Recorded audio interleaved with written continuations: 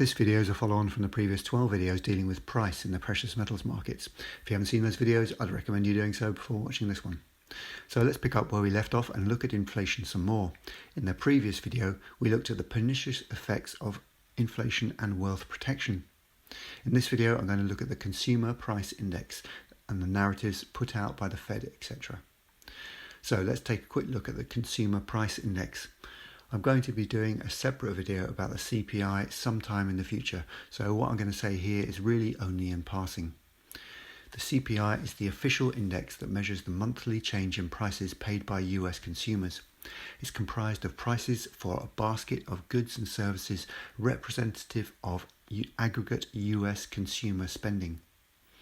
The CPI then gives us the overall inflation rate for the US. Each country has its own form of CPI. Central banks and governments would want us to believe that the CPI is bona fide, that it's an accurate representation of reality. But, as far as I'm concerned, this is not necessarily the case. I believe it to be somewhat bogus. The CPI has been called the CP lie, and not without reason. A guy called John Williams of Shadow Stats shows the calculations based on the methodology of the 1980s. According to his calculations, the inflation rate is much higher than published by officialdom, well into the double digits. This should be borne out by your experience as a consumer. Let's be kind to the Fed and all their government flunkies and say the inflation rate in the US is actually true. Right now, at the time of producing this video, it stands at 6.4%. Let's now turn our attentions to the narratives. Some time ago, the narrative was inflation is temporary. Janet Yellen was one of the most notable people pushing this particular piece of propaganda. In more recent times, there have been a number of prominent figures in the world of finance saying inflation has peaked. This is the narrative that's currently being disseminated about inflation. Back to the CPI. The CPI figures show that the rate has come down somewhat in the past few months. So apparently, if we are to believe the figures, inflation peaked in June 2022 at 8.9%. Now it's 6.4%. There are a number of points I wish to make about this. Bear in mind that this means we have to put our trust in official figures. Enough said perhaps on that point. In my opinion, both these narratives, the temporary and the peaked narratives, are somewhat questionable, especially the temporary narrative. They do it in part to jawbone the markets and also to hoodwink the general public. It's perception management. I refer you back to the fourth video in this mini-series if you want to know more about perception management. In terms of the peaked narrative, I'm inclined to put my trust in Michael Burry, who says it's peaked for now but will go on to hit new highs in the near future. He's a smart man, and as far as I'm concerned, he's a truth teller. Plus, he has a proven track record. He's been on the money, so to speak. The other thing to say is it's possible that inflation rate could have come down a little, but inflation is still rising. As an analogy to help understand this, the car is going forward, but not as fast as before. So in the past few months, it might have slowed down a bit, but that does not mean it isn't going fast, and it doesn't mean that it won't speed up in the future. I should say that there's always been a tug of war between forces of inflation versus deflation. Some actions, some policies instituted by the powers that be are inflationary and some are deflationary. Increasing the money supply is inflationary. Indeed, it's the main cause of inflation.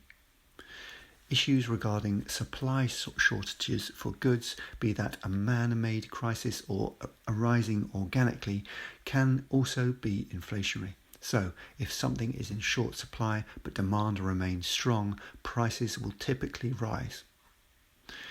Raising interest rates is deflationary because it dampens demand in an economy. I should also say that productivity can have an impact on inflation also. High productivity can lessen the adverse effects of inflation, and if productivity is high enough, it can even outpace and even overcome inflation. I shall be doing a separate video on this topic for inflation versus deflation in the future, where I'll go into greater detail. In my opinion, inflation will continue to be a problem until the powers that be do something about the money supply, i.e. reduce it. And since that's extremely unlikely to happen for various reasons, inflation is here to stay. According to official data, the money supply has contracted, and so this might well have led to some kind of levelling out. But again, we have to put our trust in official figures. Supposedly, looking at some charts, the money supply has contracted, and this might or might not be true. But it would seem that the Fed is doing things behind the scenes, QE on the QT. I did a video not so long ago about the Fed's secret battle against bond yields.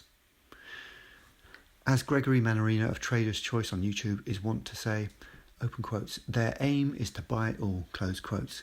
He also says that, open quotes, they issue debt through one door and buy it back through another, close quotes.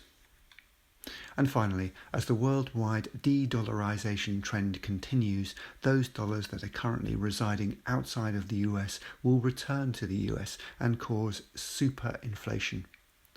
Joe Brown from Heresy Financial has done a good short video about this entitled "The World is Racing to Dump the Dollar."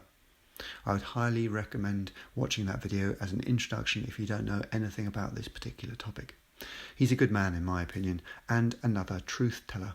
I'm in agreement with most of what he talks about in his videos. It's important to understand that it's unlikely that inflation will come down to what we could consider to be normal levels anytime soon. Indeed, I expect inflation to trend upwards this year, and at some point inflation or superinflation will give rise to hyperinflation. In the next video, I'm going to talk about interest rates as it relates to inflation, and I'm going to say what I believe the Fed's intentions are. Wise up and rise up.